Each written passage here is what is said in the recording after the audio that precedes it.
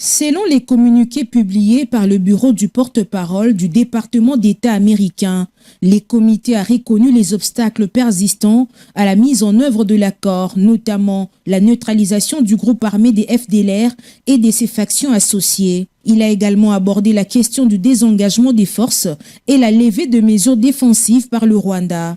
La RDC et le Rwanda ont finalisé l'ordre d'opération soumis par les mécanismes conjoints de coordination de la sécurité, confirmant le 1er octobre comme date d'entrée en vigueur. Les comités ont souligné l'importance de l'accès du CICR à tous les détenus, engagement que les deux pays ont accepté de faciliter. Il a également réaffirmé la nécessité d'une mise en œuvre intégrale de l'accord en actes comme en parole, appelant à l'abandon de toute rhétorique hostile, notamment dans les instances internationales.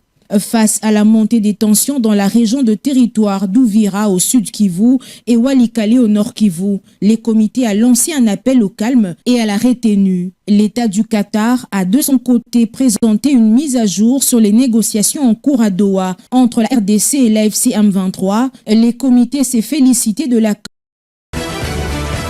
C'est au village Ivunga, dans les territoires de Lubero, que ces combattants ont accepté de déposer leurs armes et de se mettre à la disposition des autorités militaires congolaises. Dans une déclaration lue par Passion Boulero, porte-parole de ces mouvements, ils ont réaffirmé leur engagement à continuer à travailler aux côtés des FARDC dans la lutte contre les rebelles du M23 AFC et les ADF actifs dans l'est de la RDC. De son côté, le gouverneur militaire du Nord Kivu, le général-major Kakule Somo, a exprimé sa satisfaction à la suite de cette reddition. Il a exhorté les ex-combattants à poursuivre leur carrière militaire dans la discipline, le respect des droits humains ainsi que la protection de la population et de ses biens. À noter que c'est par ces gestes, ces éléments se désolidarisent de leur chef, le général autoproclamé Kabidan, qui avait fait allégeance à la rébellion de l'AFC M23 avant son arrestation.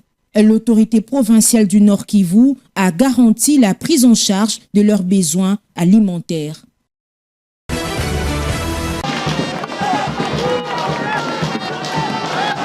Au cours de cette cérémonie, 30 motos ont été remises aux unités de la police, dont du ministre des Finances, Doudou Fouambali Koundé Botaï.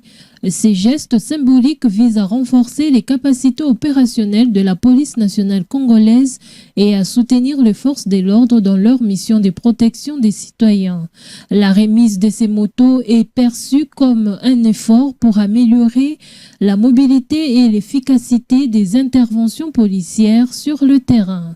L'événement a été l'occasion pour les responsables de la PNC de rappeler l'importance de la collaboration entre la police et la communauté. Ils ont encouragé les citoyens à signaler toute activité suspecte et à participer activement à la lutte contre le crime. Cette initiative vise à instaurer un climat de confiance entre la population et les forces de l'ordre, essentiel pour une sécurité durable. En conclusion, cette parade a non seulement mis en lumière les efforts déployés pour lutter contre l'insécurité, mais elle a également renforcé le message que la sécurité est l'affaire de tous. Le soutien du gouvernement à travers des actions concrètes comme la remise des matériels est un pas important vers un avenir plus sûr pour tous les habitants de la ville. Sur le lot, 70 véhicules ont été attribués à la police pour renforcer ses capacités opérationnelles et 12 remis aux administrateurs des territoires ainsi qu'aux commissariats provinciaux de province de Lomami et du Sankuru. Les autres bénéficiaires comprennent notamment l'ANER, la DGDM, la CPF, la CNC, LPC ainsi que les MCG.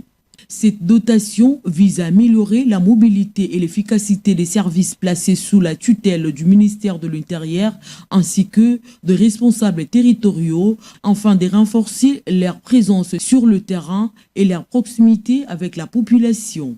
À titre symbolique, le VPM Chabani a également remis au commissariat général de la police un lot d'armes non létalées à Tiémit en appelant à leur usage responsable, exemplaire et respectueux des droits humains. Il convient de souligner que cette initiative appelée à se poursuivre avec l'arrivée du nouveau lot s'inscrit dans le cadre d'un vaste programme de modernisation visant à doter les services de sécurité, les provinces et les entités territoriales des moyens logistiques adaptés. Par les bains d'une communication officielle, ces derniers ont été sommés de se rendre immédiatement à Kinshasa des réceptions du message. Cette convocation vise une consultation urgente dont le contour reste pour l'instant non divulgué. Si le contenu précis de la rencontre demeure confidentiel, cette initiative met en lumière la volonté du gouvernement central de renforcer la coordination avec les institutions provinciales dans un contexte politique exigeant réactivité et unité. La nature inhabituelle de cette démarche, à la fois directe et présente, traduit également une préoccupation du ministre de l'Intérieur face à la situation actuelle de certaines provinces où les tensions de blocage institutionnel ne sont pas rares.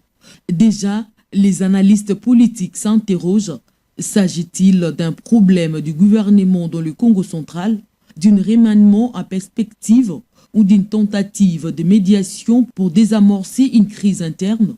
Pour l'heure, les systèmes demeurent, mais cette convocation ne manquera pas de raviver les spéculations.